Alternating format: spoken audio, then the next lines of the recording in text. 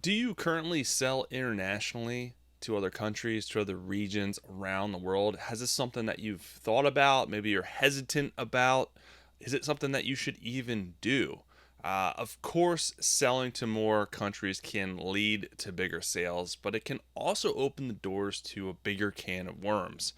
And at the end of the day, you have to consider, is it really worth it for you and your business to sell internationally? This is what I want to dive in and talk about today, give you some pros, cons, and tips with selling international. Let's go. Hey everyone, welcome back to the Handmade and Beyond podcast. Glad to have you, as always, joining me on this never ending Etsy journey, your handmade journey, helping you out with your business. I'm LL, your host, your guide, to help you guys be successful in the online realm with your Etsy business or even other platforms as well. So before we get started, as usual, I want to give you guys something. If you haven't already downloaded my Etsy SEO Revealed ebook, make sure you guys do that. You can go to handmadeandbeyond.com/Etsy SEO success. It has been updated with the recent changes, the recent SEO changes that Etsy has rolled out. I'm always keeping that up to date. It's a fantastic resource to give you the tips and best practices to kill it at the Etsy SEO game, the biggest challenge that a lot of sellers have. So make sure you guys go and download that, digest it, implement it, take action on it, and I know it will help you guys out. All right, let's dive into today's topic, selling international. Like the movie Step Brothers, you want to be prestige worldwide.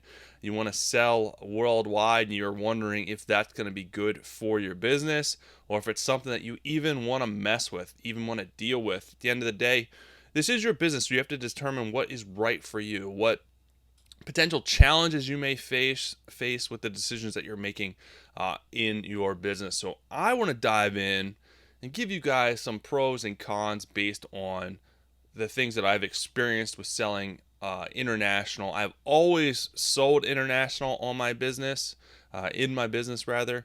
And so I've run into definitely some issues with doing it, but there's definitely some pros with doing it as well.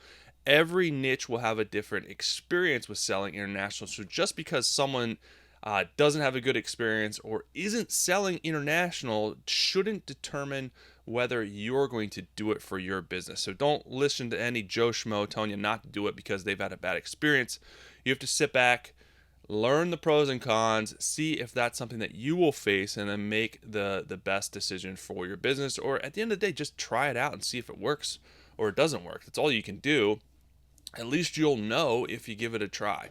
If you don't try, then you'll never know. Either way, and it could be something that could really help your business.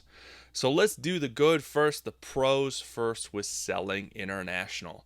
The first, of course, is a bigger audience. You'll be reaching a bigger audience. You have, if you're selling in the United States as your primary country, which a lot of you guys are. I know I have some listeners all over the world. My Australia peeps, my UK peeps. I love you guys too.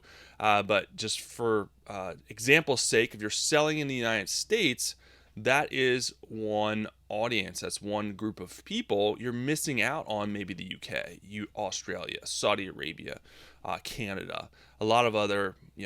Shout out to my Canada listeners as well. I know I got a lot of you guys as well. So you're missing out on those demographics of people, those regions, and those countries, which could lead to a lot more sales, which in return will give you a lot more revenue, returning countries, returning customers, so to speak. Because if you're getting more sales, more customers, a lot of them will come back, or a percentage of them will come back and buy from you again, which helps sustain your business, grow your business. So you may be missing out on a bigger audience. And I know maybe you're thinking, well, how do I know if my audience is in another country, if I'm missing out on that audience? Well, it's kind of hard to know unless you try it out, but you can use certain tools to help give you an idea of where these audiences are. I know most of you know, if you've been listening to me for a while, I'm a huge fan of Alora. They actually have a product secret tool which you can search keywords based on country. And from there, you can see what items are populating and how many sales they have what kind of traffic they're getting, what kind of visits they're getting. So you'll know pretty quick, okay, there's a pretty big audience for this group of keywords that is tied in with my niche. So I'm probably missing out on that audience, targeting that audience in that country. So that's one way that you can tell. I'm sure there's some other tools out there as well. That's just the easiest one that I've used in the past. So that's a great way to search demand. Other than that, it's just give it a shot. Think about the countries that may appeal to what you're selling, your niche, your subject matter. That could be a good way to tell if you're possibly missing out on other countries as well. The other thing, kind of goes hand in hand with this, is a big part of your niche. Like I just said, your subject matter, your niche may be in another country. It may not even be in the States where you're primarily selling. So you may be missing your entire niche of people. If you're only getting a couple of sales in the States, well, there may be a huge demand, a huge following for what you're selling, primarily in another country. So that's where you got to do market research, demand research to kind of see, am I missing pretty much all of my customer base by only selling in the United States? You just never know. So a lot of this comes with doing research, doing more research, learning learning your audience, learning the people that are buying from you, where they're from, the demographics of the people that are buying from you. That's stuff that you'll learn as you progress in your business. And lastly, and this goes where if you're selling internationally or not, with more sales comes the possibility for more recognition, which can again lead to more sales. I've known people that have sold on Etsy that have been featured in magazines, that have been featured, in articles, news articles, have been featured in, top 10 lists, gift lists, all these types of places. And they never would have been featured if they didn't put themselves out there, if they didn't put their products out there, and those people didn't see them and didn't want to feature them. So you'd be surprised at what happens if you take the chance and you start just getting your products out there. This is just an encouragement for you just to do the thing and get your thing out there to the world. And just see what happens. Good things usually will happen eventually if you stick with it long enough and you put yourself out there, which I know can be scary, but it's one of those things you got to do it. All right, let's dive into the cons. And this is usually the biggest deterrence with selling international, because some of these are pretty big cons. And that's why I want to dive into them today. The biggest con is, of course, shipping. Shipping with selling international. There's all variety of shipping problems that can occur. The time that it takes to get from point A to point B is a huge problem. It usually takes a lot longer. Tracking information is usually not readily available depending on where you're shipping to, so you don't even know where it's at in transit. So if your customer's asking where it's at, you can't really even tell them. And sometimes it'll show that it was delivered or wasn't delivered. It reached the country of destination, but then you don't know what happened. It's been 2 weeks since it reached the country of destination. You're like, where the heck is this thing? Is it lost? I mean, I don't know. It's pretty much a waiting game. Then, of course, with shipping comes cost. It's so much more expensive to ship internationally. I mean, it's usually a crazy increase in shipping costs. Of course, you can have the buyer eat that cost, pay for that cost. You can do calculated costs, so you're not having to worry about it however you want to do it there, but it's a deterrent for the buyer to pay that much more. Most international buyers understand if they're buying stuff from the States, it's going to cost a lot more to ship it to them. They understand that, and they're willing to pay that extra cost. It's just part of doing business. The other thing is, duty and import fees apply kind of along the same lines with costs. I know, especially with countries like the UK, the duty and import fees are applied to the item before the person can pick it up. They have to pay these extra fees. And it's something that we don't know as sellers on the front end. We can't charge the customer for these. We can't put the fees in there because we don't know what they are going to be. They change. So the customer gets it. Most customers do understand that they're going to have to pay this if they buy stuff international, but some people don't. So they go there and they have to pay, an extra percentage, an extra $20 US $15 US to even pick up their item. So they get pretty upset. I've had people get upset with me about these extra fees that I didn't even know about. Know about now. So that's really hard, something to plan for. You can put it in your policies.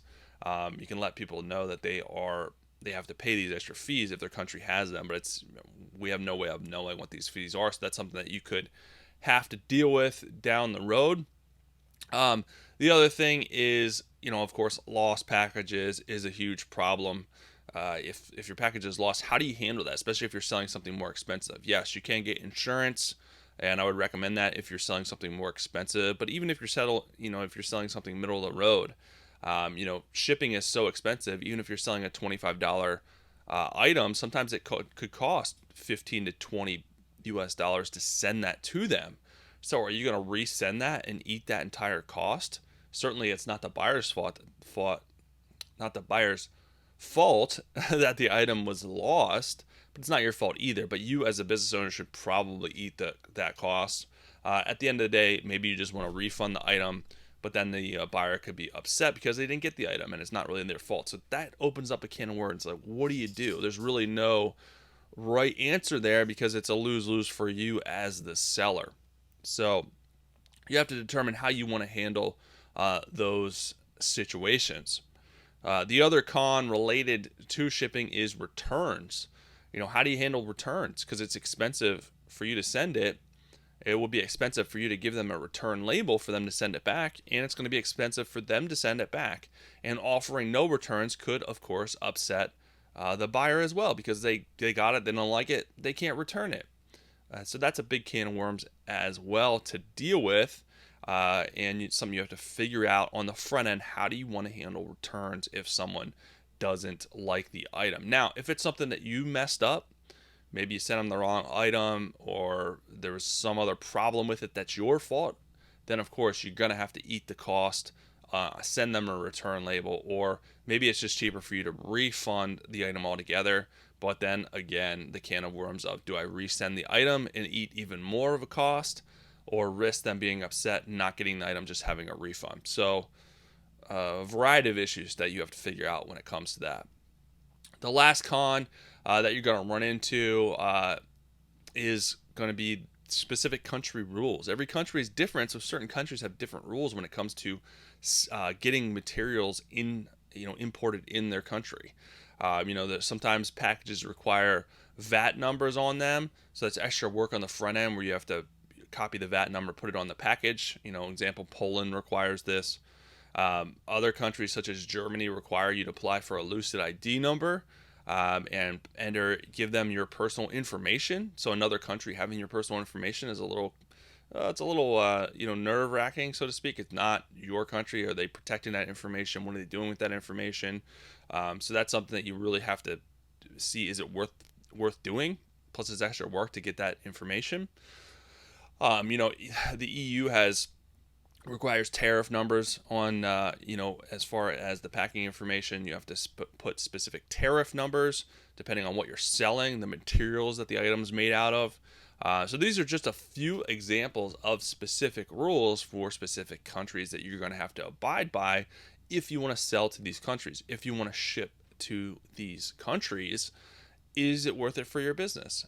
Maybe it is. If your primary business, your primary niche, your primary buyer is in Germany, 90% of your sales go to Germany, then it's probably worth it to do it. You're probably going to have little or no choice if you want to stay in business, the other option is, of course, to pivot and try to sell to another country. That's where you have to look at your sales, your demographics of your buyers, and kind of see, are these changes worth it for me to do for my business? Is it right? Does it make sense? Or do I just want to stick to selling in the United States and not deal with all these international potential problems? Because some of these could be big problems. Granted, I've been selling international for years and years and years, and I've only ran into a handful of problems, but 99% of my buyers are in the United States. So I don't really have the quantity of sales going out, so I don't have the quantity of potential problems out there either. But some people I know, most of their sales are international. or to Europe or these other places. So it's something that you have to weigh and see what's good for your business. But that should help you guys out. Hopefully, it clears things up as far as letting you know, okay, these are the main cons really that's gonna make your decision. Because everyone should know the pros. I mean, obviously, the pros could be pretty substantial as far as it really comes down to more sales or no, not more sales. The cons are the potential money problems, shipping problems. It all comes back to customer service, money and shipping. But that's it, guys, for today's episode, to let you know if you should sell international. If you're not sure, just give it a try. Get your feet wet. Test it out. It's, you may run into problems, but it's nothing that you can't handle, nothing that you can't fix.